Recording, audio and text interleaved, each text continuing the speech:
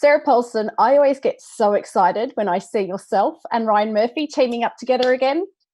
I'm so glad. That makes me so happy. Yeah, I mean, who approached who with this, and how long did it take the other person to go, yep, I mean, I don't care what it's about?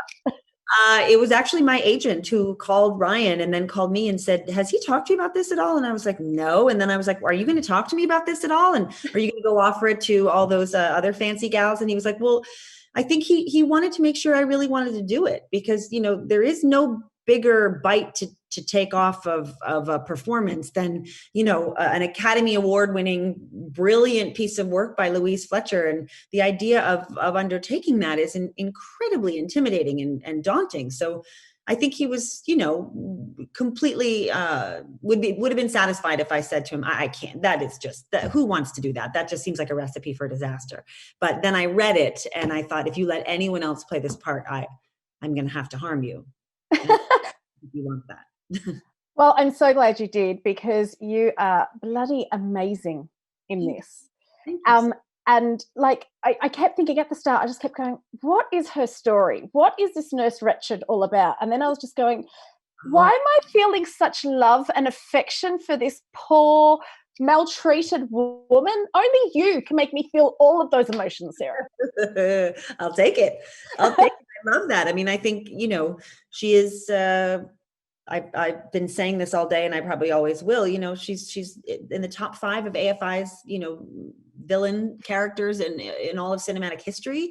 So, I thought, well, there's no point in doing this if we're just going to be retreading territory that has already been tread, I thought, which is what retreading means. I'm so glad I clarified that and continue to talk. But basically what I'm saying is, if we're not trying to illuminate another aspect of her persona, then I don't know why we would do it. I mean, so I was interested in getting to the bottom of why she was the way she was and how she got to be that way.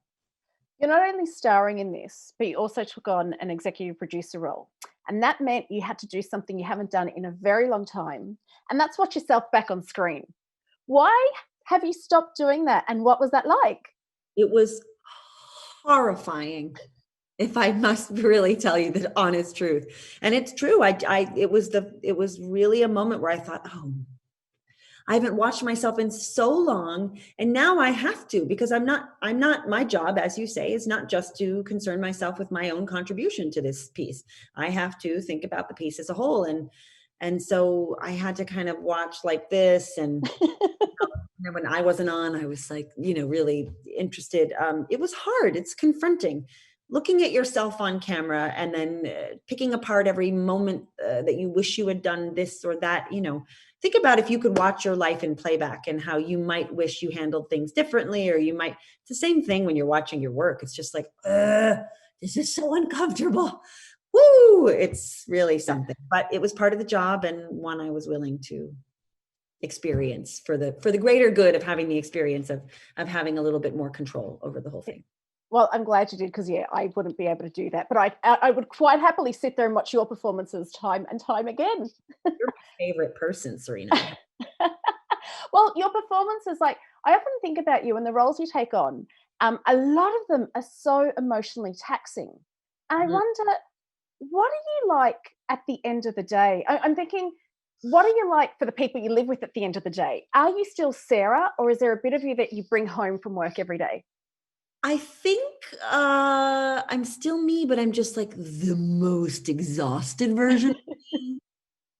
The truth of the matter is I have a very good friend, my best friend, Amanda Pete, just finished doing this show called Dirty John, and it was about the Betty Brilliant. And she was so brilliant in it. But I remember her calling me midway through shooting it, and she said, okay, I just want to tell you that I don't think I understood what you've been doing all this time in terms of what the hours are like and what it means to be, the title character on the piece and how you are working every day. And again, no complaints here. I'm being well compensated. I am getting to play the part that is, thrilling and makes my heart flutter around in my chest with excitement, but it's still, you're one person. And my friend has 3 children. I don't even have children. And I was like, I can't, I'm so tired. And so it, because as you say, I don't know how to, and it's probably really a communication of my limited skill set. I don't know how to do the stuff without really going there. So when I leave the set at the end of the day, I am wiped out because my mind knows I haven't really experienced what I've just experienced or the trauma I'm recreating, but my body doesn't. And so I'm tired. But then, see, what amazes me is after doing that for so long, I'd be going, okay, I need a month off to shake off characters, but not Sarah Paulson. She goes 36 hours. That'd be enough time to go to a completely different series, Mrs. America. How do you shake off Nurse Ratched and go into Mrs. America? It didn't go very well, actually. It was really, I was very, very, very sad. It was the third time in my professional life where I saying goodbye to a character, even though in this circumstance I knew I would revisit it because I knew we were doing another season. With Lana Winters in American Horror Story, with Marcia Clark, and then with Mildred Ratched, I was so sad to say goodbye to them. And I don't know if it was partly, so many of the people on our show, Sophie and Cynthia lives in New York and Judy lives in Australia. And so it was this feeling of, I'm not going to run into any of these people on the street. This felt like this little 6-month period of time where we created, and I think for people who have seen the show, and when you watch the show, it's a very immersive experience. It's a world, it's a place. And so for us making it, it was the same thing. And so to say goodbye to it felt like I was coming out of some deep, dark membrane of weirdness and trying to, take some oxygen in it. It was like, I like it better down here. And so it was hard. I was very sad. I wrote a long letter to Judy Davis. I remember when we finished, and an email, and just sort of bemoaning all of the sadness and loneliness I was feeling. And she wrote me back just saying, all these wonderfully helpful things actually about, what it is that we do and how hard it can be. And it was comforting to me. And then pretty soon I was just, flopping about on a set with Kate Blanchett. And I was like, oh yeah, this is fun too. And so it was, it was another thing, but it took me a minute.